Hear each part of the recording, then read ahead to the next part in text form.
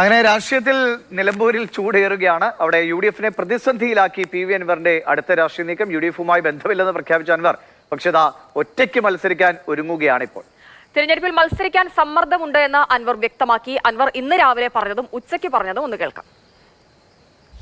അഹങ്കാരത്തിന് കൈയും കാലും വെക്കുക എന്ന് അറിയാം പണ്ടത്തെ ആളുകൾ. അവിടുന്ന് വിട്ടില്ലേ, എങ്ങോട്ടേക്കായി പോണത്? PV അൻവർ ഇല്ലാതെ UDF-ന്റെ സ്ഥാനാർത്ഥിയെ ജയിപ്പിക്കാനുള്ള വോട്ട് എവിടെയാ? ആരാ അദ്ദേഹത്തിന് വോട്ട് കൊടുക്കാന്ന് പറഞ്ഞത്? അദ്ദേഹം കുറച്ച് വോട്ട് കണ്ടെത്തിയിട്ടുണ്ടല്ലോ എൻ ബ്ലോക്കായിട്ട്. അപ്പൊ എനിക്ക് മത്സരിക്കാൻ ആഗ്രഹമുണ്ട്, ശേഷിയില്ല. ഞാൻ വികലാംഗനാണ്, നിസ്സഹായനാണ്. ഈ രണ്ട് കൂട്ടരുടെയും കരാളഹസ്തത്തിൽ ഇങ്ങനെ ഞെക്കിയിട്ട് അങ്ങോട്ട് പീക്കിയിട്ട് അങ്ങോട്ട് പുറത്തേക്ക് എറിയോല്. VD സതീശൻ മാത്രമല്ല, ആ VD സതീശന് എന്നോട് വ്യക്തിപരമായിട്ട് ഒരു അഭിപ്രായ വ്യത്യാസമില്ലെന്ന് എനിക്കറിയാം. പക്ഷെ അദ്ദേഹത്തിന്റെ പിന്നിൽ ഒരു ശക്തി പ്രവർത്തിക്കുന്നുണ്ട്. PV അൻവർ ഇല്ലാതെ അവിടെ ജയിപ്പിച്ച് കയറ്റി കൊടുക്കാമെന്നും അതോടുകൂടി PV അൻവറിന്റെ രാഷ്ട്രീയം ഈ അധിക പ്രസംഗം അവസാനിക്കണമെന്ന് ആഗ്രഹിക്കുന്ന ഒരു വിഭാഗത്തിന്റെ പിന്തുണ അദ്ദേഹത്തിനുണ്ടോ എന്ന് ഞാൻ സംശയിക്കുന്നു. ഞാനിനി ഇല്ല, UDF-ലേക്ക് ഞാനില്ല. ഈ ഒരു ഘട്ടത്തിൽ UDF-ലേക്ക് ഞാനില്ല, പ്രഖ്യാപിത നയാണ്. മനസ്സിലായില്ലേ? ഞാനില്ല കേട്ടോ. ഇനി എന്നെ ആളുകൾ പറയുന്ന പൈസ ഞങ്ങൾ തരാം, ഈ വാർഡ് ഞങ്ങൾ നോക്കിക്കോളാം, അനുറാക്ക് ഞങ്ങൾ നോമിനേഷൻ കൊടുത്ത് വീട്ടിലിരുന്നാൽ മതി എന്ന് പറയുന്നു പലരും വിളിച്ചിട്ട്. പൈസ ഇല്ലാത്തതിന്റെ പേരിൽ നിങ്ങൾ മത്സരിക്കാതിരിക്കേണ്ടത്. അങ്ങനെ ജനങ്ങളൊന്നായിട്ട് ഈ പറഞ്ഞതുപോലെ ഇങ്ങനെ പറഞ്ഞാൽ ഞാൻ എന്ത് ചെയ്യും? പൈസയും വേണ്ടെങ്കിൽ നോമിനേഷൻ കൊടുത്താൽ മതി. വട്ടച്ചെലവില്ല കാശ് ഞങ്ങൾ ഉണ്ടായിത്തരുന്ന ആരാ പറഞ്ഞ? ഇവിടുത്തെ പാവപ്പെട്ട സാധാരണ തൊഴിലാളികൾ കേട്ടോ, മുതലാളിമാരാരുമില്ല. അല്ല, അത് ഞാൻ നോക്കട്ടെ അത്രത്തോളം ഉണ്ട്, എന്നിട്ട് തീരുമാനിക്കും. അരുൺ അമർനാഥ് വിവരങ്ങളുമായിട്ട്. അരുൺ, ഇതൊരു രാഷ്ട്രീയ പോരാട്ടമാണ്. വൈകാരികമായിട്ട് എത്രയൊക്കെ പിടിച്ചു നിൽക്കാൻ കഴിയുമെന്ന് കണ്ടറിയണം. ജനങ്ങൾ ഇതെല്ലാം കേൾക്കുന്നതാണ്. രാവിലെ ഒരു കാര്യം പറയുന്നു, ഉച്ചയ്ക്കാകുമ്പോഴേക്കും പെട്ടെന്ന് നിലപാടുമായിപ്പെടുന്നു. എന്താണ് അൻവർ സംഭവിക്കുന്നത് ഇപ്പോൾ? തൃണമൂൽ കോൺഗ്രസിന്റെ ഭാഗത്ത് നിന്ന് മത്സരിച്ചോളൂ, പണം അടക്കമുള്ള കാര്യങ്ങളൊക്കെ എത്തിക്കാമെന്ന വിവരങ്ങളൊക്കെ ഉണ്ടെന്ന് തോന്നുന്നു. അൻവർ ഒരു തീരുമാനത്തിൽ എത്തിയോ ഇനിയെങ്കിലും? ദിവിഷ്, രാവിലെ ഈ വാർത്ത റിപ്പോർട്ട് ചെയ്യുമ്പോൾ തന്നെ നമ്മൾ പങ്കുവെച്ചതാണ്. അത്തരത്തിലൊരു സ്ഥിരതയുള്ള നിലപാട് അല്ലെങ്കിൽ അത്തരത്തിലുള്ള നീക്കങ്ങൾ നടത്തുന്ന ആളല്ല PV അൻവർ എന്നുള്ളത്. അതിന് തെളിവായി തന്നെയാണ് വൈകുന്നേരം വന്ന PV അൻവറിന്റെ പ്രതികരണം. മത്സരിക്കാൻ ഒരുങ്ങുന്നു എന്ന സൂചന നൽകുന്നത് തന്നെയായിരുന്നു അത്തരത്തിലുണ്ടായ പ്രതികരണം. അതായത് ആളുകളിൽ നിന്ന്, നാട്ടുകാരിൽ നിന്നൊക്കെ സമ്മർദ്ദമുണ്ട്, അങ്ങനെയെങ്കിൽ 2 ദിവസമില്ലേ കാത്തിരുന്ന് കാണാമെന്നാണ് പറഞ്ഞത്. അപ്പോഴും നമ്മൾ പറഞ്ഞിരുന്നു നാമനിർദ്ദേശ പത്രിക സമർപ്പിക്കാൻ ജൂൺ 2 അവസാന തീയതി.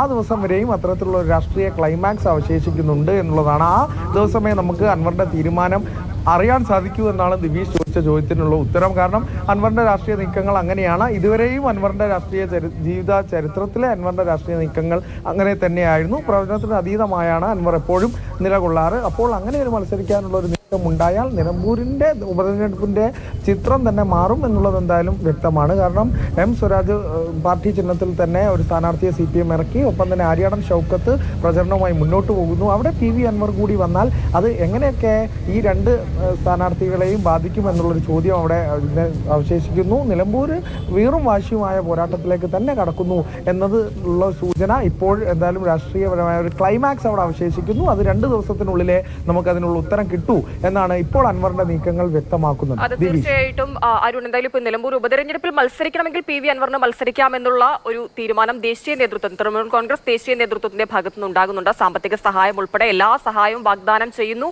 എന്നുള്ള റിപ്പോർട്ടുകൾ കൂടി പുറത്തു വരുന്നുണ്ട്.